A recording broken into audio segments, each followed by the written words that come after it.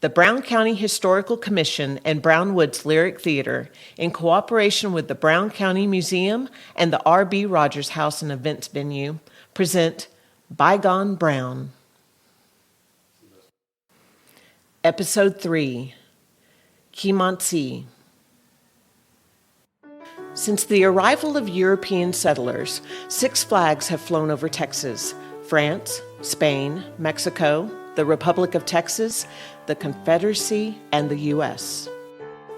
When explorers planted a flag, they staked a claim for a distant monarch, declaring the land beneath that flag for the King of Spain or France. And that distant monarch, surely unaware of the particulars of each claim, reciprocated by pledging his soldiers to its defense and dispatching frontier forces to protect it. Of course, that protection extended to more than just rival claimants to the land. It included the inhabitants of the land who made no claims at all, who owed no allegiance to any king, and whom even the idea that land could be owned was a foreign concept. The natives who had lived here for as many as 14,000 years before the arrival of the white man. The first documented encounter between a European and the natives of Texas occurred in 1528, when the Spanish explorer Cabeza de Vaca and the semi-nomadic Karankawa tribe met near Galveston Island. In the centuries that followed, the contact between the conquistadors and the tribes would become more frequent, as would the conflict. The natives understandably resisted colonization and Christianization, none more strenuously than the masters of the open range, the fearsome Comanche.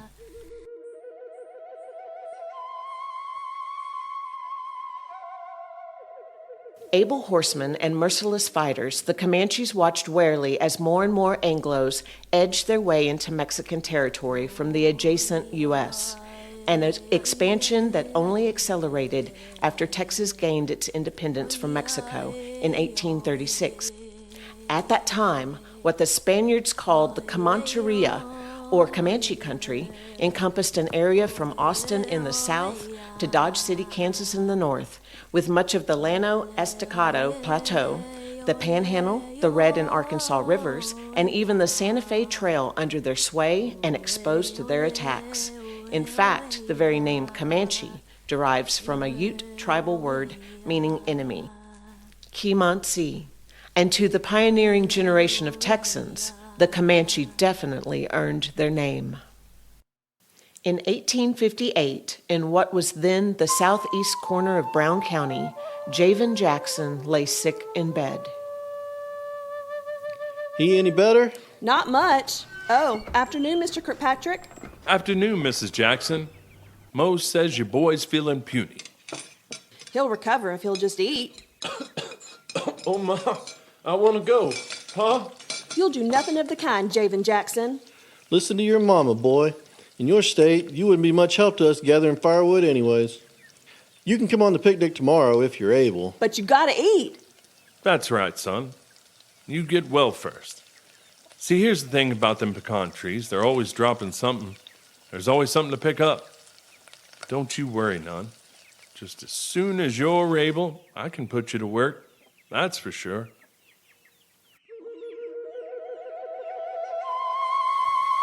According to the U.S. Census for 1850, 5 years after Texas joined the Union, a total of 212,000 Americans lived in the state, not counting slaves or natives. As a curious provision of the peace treaty of Hidalgo that ended the Mexican-American War over Texas's annexation, the U.S. promised to protect Mexico from further Indian raids.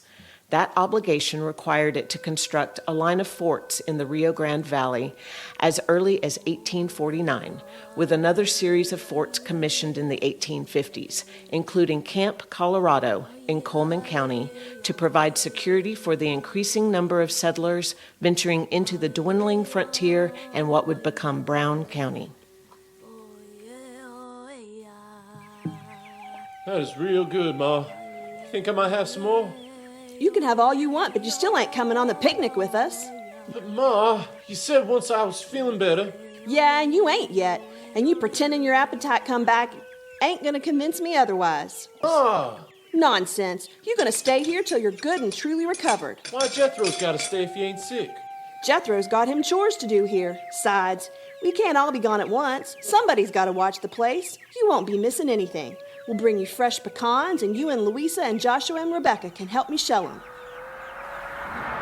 It would be the last time Javen Jackson saw his mother alive.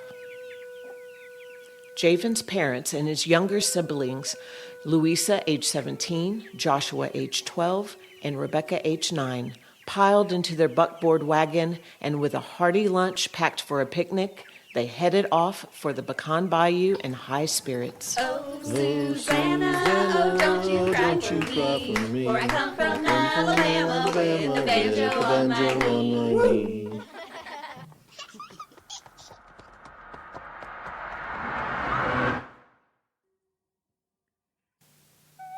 Relations between the natives and the settlers of this period have a complicated history. When Spain held dominion over the Americas, Spanish force and Spanish gold kept the native population in check. Once Mexico achieved its independence, however, the new government had fewer resources to buy peace. One possible means to push back against the natives was to invite settlers from the adjacent United States, but that policy ironically created more temptation for both the raiders and the Anglos. As settlements increased, a lively trade emerged in stolen livestock and hostages, and it also tempted strategists in Washington to set their eyes on acquiring Texas. Look up there, Daddy, on the ridge. What is it, Louisa? Maybe the Kirkpatricks come to join us. Maybe a particular young Mr. Kirkpatrick? No, Ma. I just thought we could use the help since Javen's sick and Jethro ain't with us. Uh-huh. Them ain't no neighbors. Them's Injuns.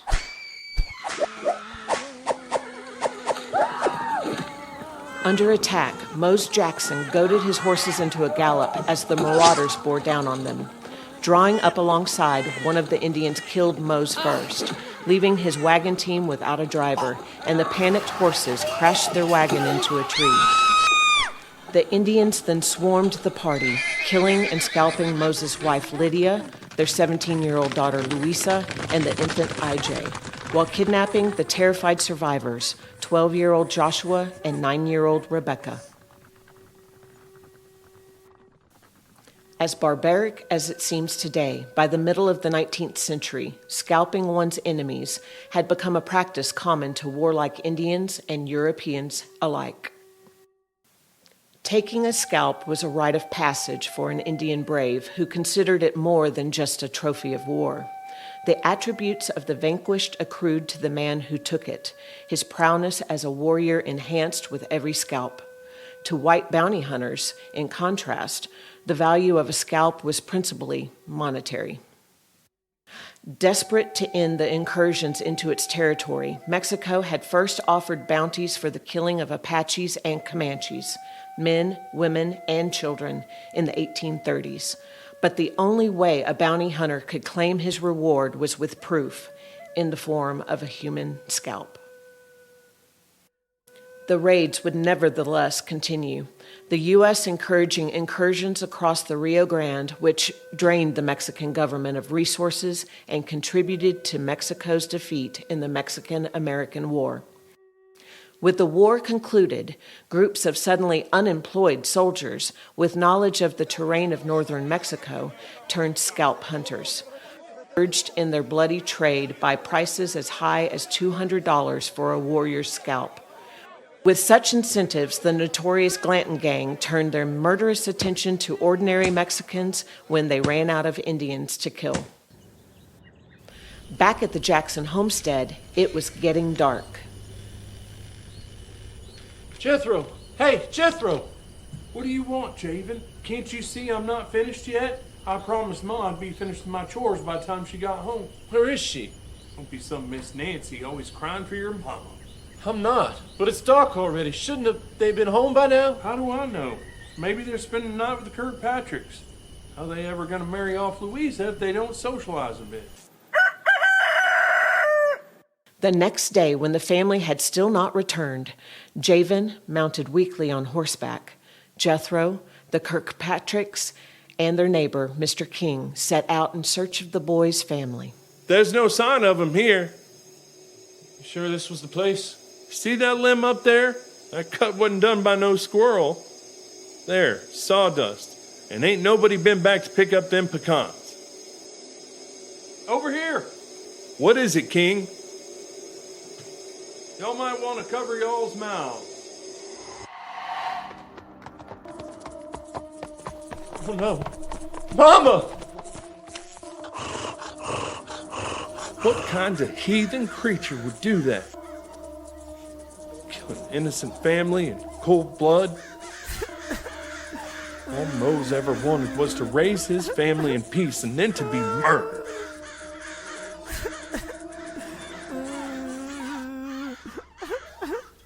As far back as 1839, continued attacks from Indians led the second president of the Republic of Texas, Mirabeau B. Lamar, to reverse Sam Houston's policy of accommodating the natives, declaring, "The white man and the red man cannot dwell in harmony together. Nature forbids it." Acting on his sentiment, President Lamar swore he would remove Houston's pet Indians from the state entirely, succeeding initially with the Cherokee, but bankrupting his administration when he sent his militia into the Comancheria. The failure of his policies led to a second Houston administration and protracted negotiations with the tribes. Although both the Americans and the Mexicans had been happy to exploit the Indians' cupidity in service of their political ambitions, it was inevitable that the eventual winner of their contest would have to bring the Indians to heel. So with the war concluded and annexation achieved by the 1850s, relations between the tribes and the Texans had deteriorated to the point where both sides had abandoned any hope of living together in harmony. They had gone beyond imagining one side had to be defeated before there could be peace. They had each come to the conclusion that the other simply had to be exterminated.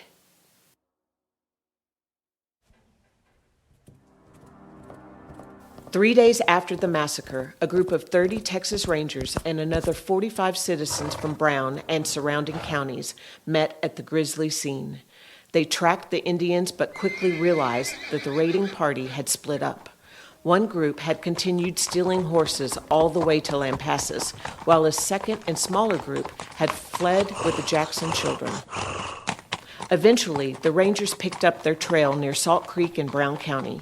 Lieutenant Gideon Cowan of the Texas Rangers led the search party, which included Frank Golson.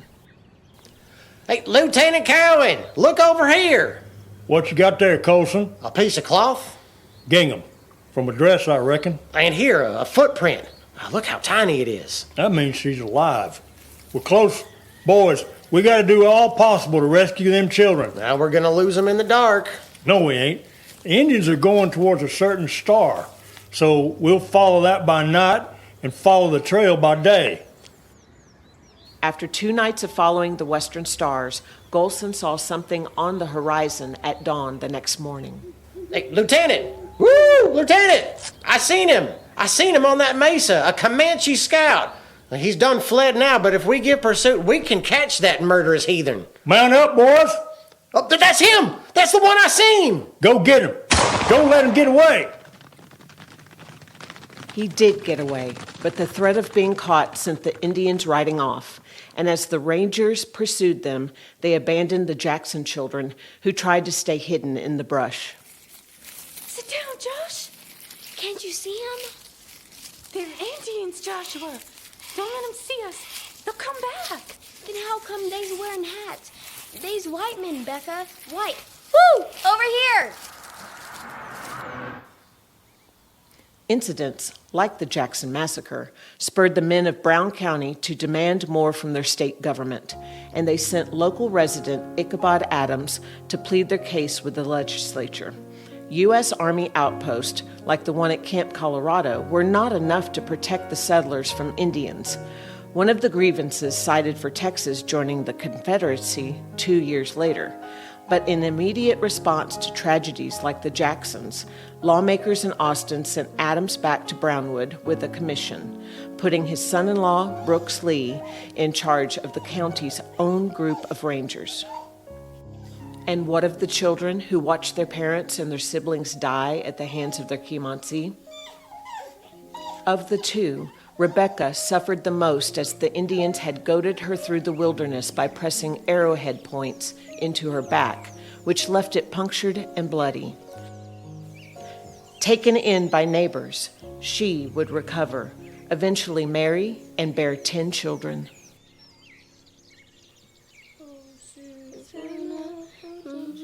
Rebecca's brother Joshua, however, though he fared better physically than his sister during their time of captivity, suffered more emotionally. He lost his mind and eventually died in an insane asylum after years of wandering the fields of central Texas. Unable to forget that fateful day, his story a grim reminder that the history of the frontier was frequently written in blood. Bygone Brown is a co-production of the Brown County Historical Commission and Brownwood's Historic Lyric Theater. A beautifully illustrated companion guide to the series is available at Intermission Books and other locations downtown. Proceeds from the sale of the book support the Brown County Museum of History.